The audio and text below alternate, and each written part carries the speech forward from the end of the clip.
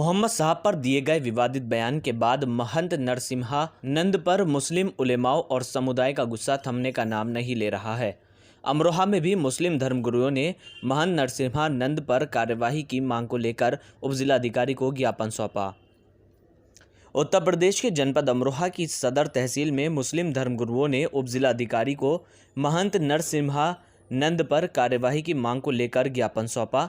अमरोहा तहसील में मदरसा इस्लामिया मोहम्मदिया हनीफिया से जुड़े मुस्लिम उलेमाओं ने मुस्लिम समाज के लोगों के साथ महंत नरसिम्हानंद द्वारा पैगंबर मोहम्मद साहब पर दिए गए विवादित बयान के बाद नरसिम्हानंद पर कार्यवाही की मांग को लेकर उप जिलाधिकारी को सौंपा ज्ञापन।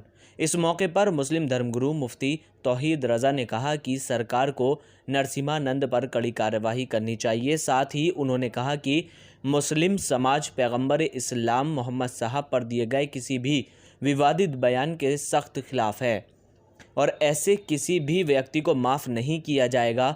उन्होंने ये भी कहा कि नरसिम्हानंद को फांसी दिए जाने की मांग के साथ ही केंद्र और राज्य सरकार से एक ऐसा कानून बनाए जाने की मांग की जिसमें किसी भी धार्मिक देवी देवता या पैगंबर पर विवादित बयान दिए जाने पर सख्त कार्यवाही की जाए।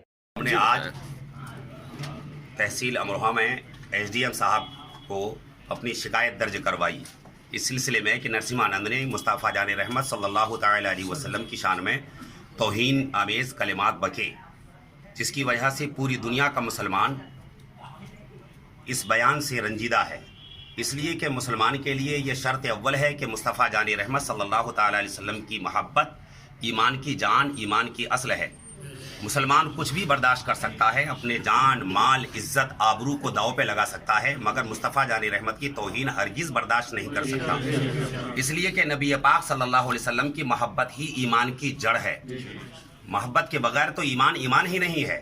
लिहाजा मुसलमान इस बात की मांग कर रहे हैं कि ऐसे गुस्ताख रसूल को फांसी की सज़ा दी जाए, उससे नीचे हमें कुछ भी मंजूर नहीं है।